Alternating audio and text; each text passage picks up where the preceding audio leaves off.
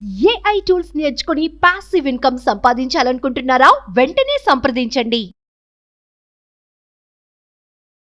నమస్కారం ప్రియా చౌదరి గారు. చాలామంది మిమ్మల్ని అడిగినటువంటి క్వశ్చన్, ఎదుటివాడి మోసాన్ని భరించి బ్రతకటం ఎలా అని. అది నాకు ఇన్స్టాగ్రామ్లో పెట్టినటువంటి వాళ్ళు చాలామంది ఉన్నారు. అంటే ఆ మోసాన్ని తట్టుకోలేక నేను చచ్చిపోదాం అనుకుంటున్నాను, నాకు ఏదైనా సొల్యూషన్ అన్నా ఇప్పించిన ప్రియా చౌదరి గారితో ఒక వీడియో చేయండి అని చెప్పేసి అడిగినటువంటి వాళ్ళు నెంబర్ ఆఫ్ పీపుల్ ఉన్నారు. నాకు ఇన్స్టాగ్రామ్లో పెట్టినటువంటి వాళ్ళు ఉన్నారు, కింద కామెంట్ బాక్స్లో పోస్ట్ చేసినటువంటి వాళ్ళు కూడా ఉన్నారు. నిజంగా ఒక మనిషి స్టేట్ ఆఫ్ మైండ్ అంత దిగిపోతుంది అని అంటే ఎంత సఫరింగో మనం అర్థం చేసుకోవచ్చు. ఎలా అండి మన స్టేట్ ఆఫ్ మైండ్ ఎలా డెవలప్ చేసుకోవాలంటారు? ఫస్ట్ మోసపోయినందుకు మిమ్మల్ని మీరు ప్రేమించుకోండి. మోసం చేసిన వాడికి థ్యాంక్స్ చెప్పండి, ఆమెకో వాడికో. ఎందుకంటారేమో మీరు అన్నారు కదా, డౌన్ అయిపోయి దాన్ని తట్టుకోవడం అనేది, భరించడం అనేది కష్టం అండి అనేసి. మిమ్మల్ని మీరు ప్రేమించుకోండి అని చెప్పడం అంటే ఏంటి అని అంటే, అంత డౌన్ అవ్వద్దు, మీలో చాలా శక్తి ఉంది. ఆఫ్టర్ ఆల్ ఒకడు మోసం చేసినంత మాత్రానో, ఒకతే మోసం చేసినంత మాత్రానో మీ జీవితం నాశనం అయిపోయింది అనేటటువంటి కాన్సెప్ట్ని మీలోకి రానివ్వకుండా, ఎస్ ఐఎమ్ హియర్, నువ్వు అంత పని చేసినా కూడా నేను చాలా స్ట్రాంగ్గా ఉన్నాను అనేది ఫస్ట్ నిన్ను నువ్వు ప్రూవ్ చేసుకో. నీకు నువ్వు చెప్పుకో. ఏమని చెప్పుకో అంటే, వాడు నిన్నింత దెబ్బ కొట్టాడు అని అంటే, వాడు ఎంత స్కెచ్ చేశాడు నీ మీద, వాడు ఎంత ప్రయత్నం చేశాడు నీ మీద అంటే, నీ పవర్ ఏంటో ఒక్కసారి గుర్తు చేసుకో. మోసం చేసేవాడు ఇలా వచ్చి ఇలా వెళ్ళి మోసం చేసేవాడి గురించి మనం ఎక్కువ మాట్లాడాం, ఆలోచించాం. అరే టక్కున అలా జరిగిపోయింది అనుకుంటాం. ఎప్పుడు మనం శక్తి నిర్వీర్యం అయిపోతుంది, లో ఎనర్జీలోకి ఎప్పుడు వెళ్ళిపోతాము, వాడిని బాగా నమ్మి లేదా వాడు మనల్ని బాగా నమ్మించే ప్రయత్నం చేసిన సంఘటనలో, ఆ స్థితిలో మాత్రమే ఎదుటివాడు చేసిన మోసాన్ని మనం భరించలేం. అది డబ్బు కావచ్చు, తర్వాత ఇంకేదైనా కావచ్చు. అక్కడ మనం బాధపడేది ఏంటంటే, డబ్బు పోయిందనే దానికంటే కూడా, ఇంకేదన్నా పోయిందనే దానికంటే కూడా, ఇంకేదన్నా జరిగిందనే దానికంటే కూడా, వీడిని ఇంత నమ్మాను లేదా ఆమెని ఇంత నమ్మాను, ఆమె నాకు ఇంత చేసిందే, ఇంత ద్రోహం చేసిందే అనేటటువంటి ఆ ఒక్క సెల్ఫ్ సింపతిలోకి వెళ్ళిపోవడం అనేది మీరు మొదలు పెడతారు. ఏమని? ఎదుటివాడిని గొప్పగా చూడడం మొదలు పెడతాడు. వీడిని ఇంత నమ్మానే, వీడింత మోసం చేశాడు నన్ను అంటే, వీడు నాకంటే గ్రేట్ అనేటటువంటి సిచ్యుయేషన్లోకి మీరు వెళ్ళినప్పుడు మాత్రమే భరించలేనటువంటి స్థితికి, దిగువ స్థితికి మీరు వెళ్ళిపోతారు. అది కాదు, ఫస్ట్ మిమ్మల్ని మీరు లవ్ చేసుకోండి. వాడు మిమ్మల్ని మోసం చేయడానికి ఎంత టైం పట్టింది వాడు ఎంత స్కెచ్ చేశాడు అంటే, మీరు ఎంత శక్తివంతులైతే వాడు అంత ప్రయత్నం చేసి మీ మీద సాధించాడు. ఇక్కడ ఇంకొకటి, వాడికి థ్యాంక్స్ చెప్పండి. ఎందుకు అనంటే, అలాంటి వెధవ వల్ల మనలో లోపాలు ఏమున్నాయో మనం తెలుసుకొని, మనం జీవితంలో ఇంకా ఫర్దర్గా మిగిలిన అందరి ముందు కూడా మనం మోసపోకుండా, మనలో ఉన్నటువంటి బలహీనతల్ని వాడు మనకి నేర్పి వెళ్ళాడు. అది డబ్బు ద్వారా కావచ్చు, ఇంకొక దాని ద్వారా కావచ్చు. కానీ అదే మైండ్లోకి నన్ను మోసం చేశారు అనేటువంటి ఆలోచన రాగానే ఉంటుంది నాగరాజు, ఉంటుంది. ఎందుకంటే ఆ అండర్స్టాండింగ్ అనేది ఆ ఇద్దరి మధ్య ఏర్పడిన తర్వాత మోసం ఎప్పుడు జరుగుతుంది చెప్పండి? మోసం ఎప్పుడు జరుగుతుంది? నాగరాజు ప్రియా చౌదరిని నమ్మినప్పుడు. ప్రియా చౌదరిని ఎప్పుడు నమ్ముతారు? నాగరాజు ప్రియా చౌదరికి ఆ మధ్య ఉన్నటువంటి ఆ యొక్క రిలేషన్ ఏదైతే ఉందో, అది మెల్లమెల్లగా బలపడుతూ ఏదైనా షేర్ చేసుకోవడం, కష్టాలు నష్టాలు అన్నీ షేర్ చేసుకుని, అరే తల్లిలాగా చూసుకున్నానే, అందరికీ చెప్పనే, ఆమెకి చాలాసార్లు చెప్పానే, అయినా కానీ నన్ను ఇంత వెన్నుపోటు పొడిచిందా అనేటటువంటి సిచ్యుయేషన్లో నువ్వు ఆలోచిస్తావు. అంటే ఏంటి? ఇంత సుదీర్ఘంగా నడవాలి నీకు నాకు మధ్య.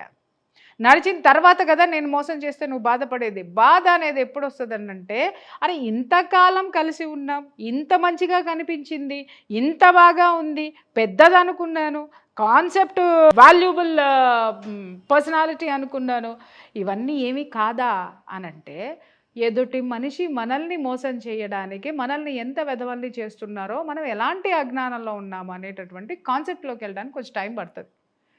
మనం ఎక్కడ ఒకసారి వినగానే ఎందుకు బాధ వచ్చేసి, ఏడుపు వచ్చేసి అన్నీ ఎందుకు వచ్చేస్తాయంటే, మనం మోసపోయాం అనేది కాదు, ఎదుటివాడు మనల్ని నమ్మించాడు అనేటటువంటిది గుర్తుపెట్టుకోండి. ఫస్ట్ ఆ నమ్మకంలో తప్పు ఖచ్చితంగా మనదేనండి. అవేర్నెస్ లేకపోవడము.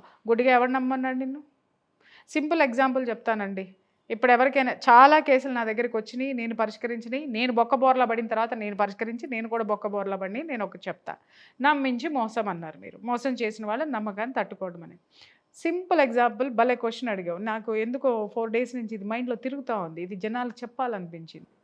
ఎవరైనా నీ దగ్గరకు వచ్చి, ఇప్పుడు నేను వచ్చి నాగరాజు దగ్గరకు వచ్చి, నాగరాజు అర్జెంటుగా నాకు 1 లక్ష రూపాయలు కావాలమ్మా, నాకు అసలు చాలా పీకల మీదకు ఉంది, ఎవరో వచ్చారు, లేకపోతే ఏదో సానుభూతన్నా చెప్పుకున్నారు, లేదంటే నాగరాజుగా ఇప్పుడు 1 లక్ష రూపాయలు నాకుంటే ఫలానా దాని మీద నేను పెట్టుబడి పెట్టాను అని అంటే నాకు 2 లక్షలు వస్తాయి, ఏదో మిఠాయి వేసాను నేను నీకు, నా మీద ఉన్న నమ్మకంతో, అంటే సుదీర్ఘకాలంగా నీతో నేను చేసిన జర్నీ, నాతో నువ్వు చేసిన జర్నీలో ఉన్నటువంటి అనుబంధం ఏదైతే ఉంటుందో, నమ్మకం ఏదైతే ఉంటుందో, ఆ నమ్మకం అని నువ్వు అనుకున్నావు. ఓకే, ఆ నమ్మకం మీద ఇమ్మీడియట్గా ఏం చేస్తావు, నీ దగ్గర లేవు, 1 లక్ష రూపాయలు లేవు, నీ దగ్గర ఎంత ఉన్నాయి, 1000-2000 ఉన్నాయి, అవి సరిపోవు, కానీ నీకు 1 లక్ష రూపాయలు ఇచ్చేవాళ్ళు ఉన్నారు, నీకు 1 లక్ష రూపాయలు ఇచ్చేవాళ్ళు ఉన్నారు కాబట్టి గబగబా వెళ్ళిపోయావు, ఏమండి ప్రియా చౌదరి గారికి 1 లక్ష రూపాయలు కావాలండి అని అంటే వాళ్ళు ఏమన్నారు, పర్వాలేదే ప్రియా చౌదరి అంత గొప్పది మాకు బాగానే తెలుసు, కానీ ప్రియా చౌదరితో మాకు ప్రత్యక్ష అనుబంధం అయితే ఏమి లేదు, కానీ డబ్బులు ఇవ్వడానికి మేమైతే సిద్ధంగా లేము, నువ్వు చెప్పు, నాగరాజు అనేవాడికి కొద్దో గొప్ప కాస్త మార్కెట్లో వాల్యూ ఉంది కాబట్టి నాగరాజు జీతంలోనో లేకపోతే ఇంకా దేంట్లోనో మేము పిండుకోవచ్చు, కాబట్టి నువ్వు అడ్డం ఉంటావా చెప్పు, నేను ఇస్తాను అని చెప్పేసి అని వాళ్ళు అడగచ్చు. లేదు అని అంటే కష్టం అండి, ఎవరు నమ్ముతాం ఈ రోజుల్లో అని అవతల వాళ్ళు అనగానే టక్కన నాగరాజు ఏం చేస్తాడు అని అంటే, అయ్యో మేడం నాకు ఇంత ఇది ఉంది, మేడంకి మంచి జరుగుతుంది, మేడంకి మంచి చేస్తే ఆవిడ ఇంకా బాగుంటే నేను ఇంకా బాగుంటే, ఇలా ఏదో చెత్త ఆలోచిస్తాం కదా మనం. అయ్యో నేను హామీ ఉంటానండి, మీకెందుకు, నాది అసలు ఆవిడ ఎంత పర్ఫెక్టో మీకేం తెలుసు అని చెప్పేసి అని ఏం చేశారు మీరు, మధ్యలో సంతకం పెట్టారా, కేల్ కతం దుకాన్ బంద్ మీది. ఏమంటే డబ్బు మీ చేతి నుంచి నా చేతికి వచ్చింది, లేదా అలా తిరుగుకుంటూ నా చేతికి వచ్చింది, డబ్బు తీసుకున్నాను, వెళ్ళిపోయాను, ఫస్ట్ నెల ఇమ్మీడియట్గా కట్టాను, కొద్దో గొప్ప కట్టాను, బాగుంది, 2వ నెల నాగరాజు కడతానమ్మా అన్నాను, 2 రోజులు లేట్గా కట్టాను, 3వ నెల వచ్చేసరికి చూస్తానమ్మా అన్నాను, అట్లా 11 నెలలు గడిచినాయి. ఈ 11 నెలల్లో ఏం జరుగుతుంది, నువ్వు కడతావు డబ్బులు వాళ్ళకి నీ దగ్గర ఉంటే, ఎందుకు పరువు నీది అక్కడ పోతుంది కదా, కదా నువ్వు కడతావు. లేదనుకో వాళ్ళ దగ్గర ఏం చేస్తావు, ఏమండి మీరు అస్సలు అధైర్యపడద్దు, పాపం అండి నా కళ్ళెదురుగుండానే పెట్టుబడి పెట్టిందండి, లేదా నా కళ్ళెదురుగుండా నేను చూస్తున్నానండి ఆవిడ్ని, కానీ ఆవిడ దగ్గర రావట్లేదు, వస్తే 10 నిమిషాల్లో ఇచ్చేస్తంటే వాళ్ళకి నీ మీద ఉన్న నమ్మకంతో 11 నెలలు గడిచినాయి, వాళ్ళకి ఓపిక చచ్చిపోయింది, వాళ్ళకి డబ్బులు స్ట్రక్ అయిపోయినాయి.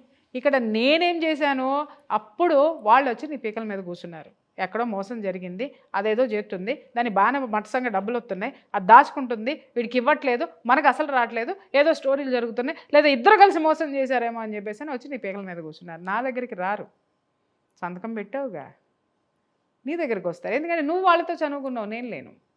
వచ్చి నాగరాజు మర్యాదగా డబ్బులు ఇస్తావా లేదా, ఇప్పిస్తావా లేదా, కడుతుందండి. ఎమ్మడే ప్రియా చౌదరికి ఫోన్ చేస్తే, నాగరాజు నా సంగతి నీకు తెలుసు కదా, నా దగ్గర ఏదో మాట్లాడతా, మళ్ళీ చెప్పే ప్రయత్నం చేస్తారు. అలా 3వసారి వాళ్ళ ఇంట్లో వచ్చి కూర్చున్నారు, నువ్వు కట్టు, ఆవిడ కట్టకపోతే అనగానే నాకు ఫోన్ చేశాను, నేను కట్టను, ఏం పీక్కుంటావు పీక్కో, అసలు నువ్వు నాకు ఇచ్చావు అనడానికి సాక్ష్యం ఏముంది, నువ్వు పెట్టావు సంతకం, నేను అడిగానా, నేనే అడిగా, కానీ నేను అడిగానా, నీకు అంత దోలుంది నువ్వు పెట్టావయ్యా, నాకేం చేయమంటావు, అదేంటి మేడం అంత కష్టంలో ఉన్నారన్నారు కదా, అందుకే కదా నేను పెట్టాను అని అంటే, అవును అప్పుడు అడిగాను, అప్పుడు నా అవసరం అది, ఇప్పుడు ఇది, నన్నేం చేయమంటావు, ఇది మామూలే, అర్థమైందా. లేదనుకో నిన్ను ఇంకా ఏమార్చడానికి ఏం చేస్తాను అని అంటే, నాగరాజు నువ్వు అస్సలు టెన్షన్ పడకయ్యా, నువ్వు అస్సలు వద్దు, ఫలానా వాడికి ఇప్పుడే ఒక ఫైనాన్సర్తో మాట్లాడొచ్చాను, 5 రూపాయల వడ్డీకి తెచ్చి నీకు ఇచ్చేస్తాను అనేటటువంటి స్టోరీలు ఇంకా చెప్తాను నేను.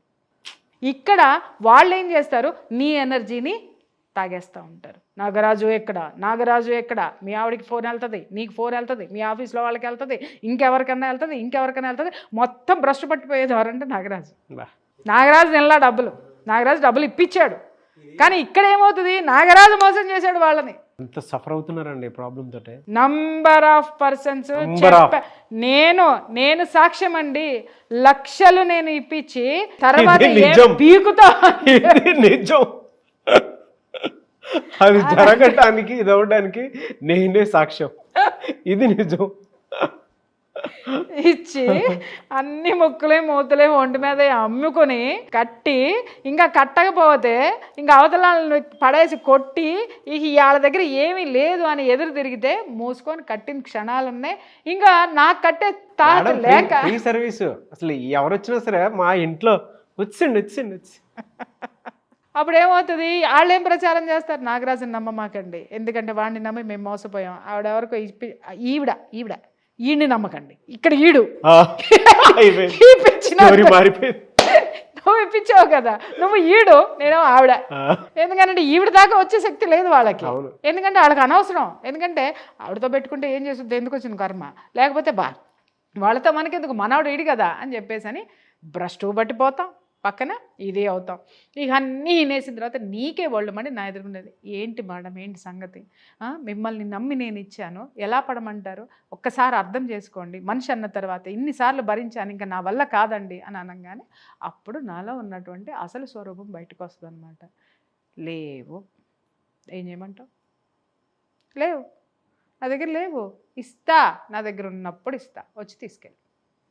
లేదండి వాళ్ళు చేసుకోమను, ఏం చేసుకుంటారో చేసుకోమను, తెగిడిసేసింది దానికి తెడ్డేదన్నావు అన్నట్టు ఎవరేం చేస్తారు. ఎలా అండి మరి మీరు దీన్ని క్షమించి పక్క వదిలేసినా ఇంకంతేనా? తప్పు. ఇక్కడ ఒకటి ఏంటంటే 2 పాఠాలు మనం నేర్చుకోవాలి. ఒకటి ఏంటి అని అంటే, ఎవరైనా మన దగ్గరికి సహాయం వచ్చినప్పుడు ఆ సహాయం ఎలాంటిదో ఒకసారి అర్థం చేసుకోండి, దాంట్లో జెన్యూనిటీ ఉందా లేదా. ఎవడో తీసుకెళ్ళి వ్యాపారం చేసుకుంటాను అనంటే నువ్వు మధ్యలో ఉన్నావు అనంటే అది వ్యాపారం గాల్లో దీపం. వాడు ఇంతకుముందు వ్యాపారాలు చేసి సచ్చింది ఉండదు, లేదా వ్యాపారం చేసి ఆల్రెడీ 1 కోటి రూపాయలు నష్టపోయినాడే నీ దగ్గరకు వస్తాడు. వాడికి నిజంగా ఒకటే చెప్తున్నాను, అందరూ గుర్తుపెట్టుకోండి, ఎవరైనా ఒకళ్ళ దగ్గరకు వచ్చి డబ్బులు పలానా వాళ్ళకి ఇవ్వండి అని కనుక అడిగారు అనంటే, వీడికి మన దగ్గరకు వచ్చి ఇప్పించండి అని అడిగారంటే వాడికి మార్కెట్లో వాల్యూ లేదని అర్థం. అర్థమైందా? అది ఏ సహాయమైనా సరే మార్కెట్లో వాడికి వాల్యూ లేదని అర్థం. నేను ఫైనాన్షియల్ అంటే అందరికీ అంటుతుందని అది చెప్పాను. నేను అందరు బాధితులే ఉంటారు, చాలామంది ఉంటారు కాబట్టి చెప్పాను నేను.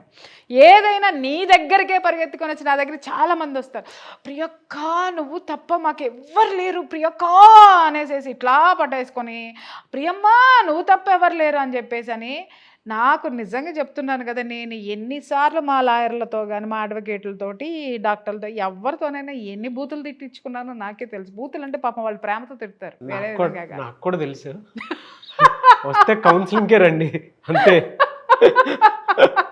మేము వేసేసుకొని అమ్మా మనం తప్పితే అసలు అని బాహుబలిలాగా ఇలా కండలు చూసేసుకొని ఇలా చూసేసుకొని పోతే, అది అయిపోయిన తర్వాత పని అయిన తర్వాత వెనక్కి కూడా తిరిగి చూడరు. ఏంటంటే మాట్లాడతారు, అబ్బాబ్బలే విచిత్రంగా ఉంటాయి. వీళ్ళేనా మన ముందు చేతులు జోడించి మన కాళ్ళ దగ్గర కూర్చున్న క్యారెక్టర్లు ఇవేనా అనిపిస్తుంది. అంటే మన శక్తి ఖర్చు అయిపోతుంది, మన డబ్బు ఖర్చు అయిపోతుంది, మనకి పలుకుబడి ఖర్చు అయిపోతుంది, అన్నీ వాడేసేసుకుంటారు. వాడేసుకుని వాడు ఎదిగిన తర్వాత వెనక్కి కూడా తిరిగి చూడడు. పని అయ్యేంత వరకు మనం దేవుడు, పని అయిన తర్వాత ఎవరని చెప్పు, నీ పేర్లు అంటే నీ పేర్లు పెట్టుకోవచ్చు, ఎవరమో తెలియదు, భలే చెప్పు, ఎవరమో తెలియదు.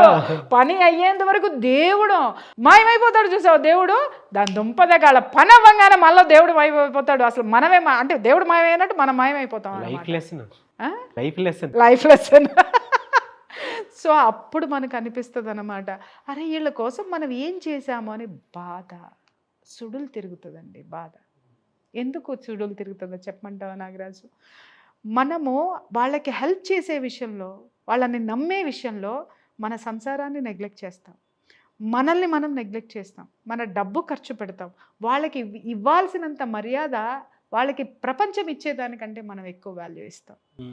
ఇవన్నీ కూడా ఒక అర్హత లేనటువంటి వ్యక్తికి కట్టబెట్టామనేటటువంటి బాధ ఉంటుంది చూడు.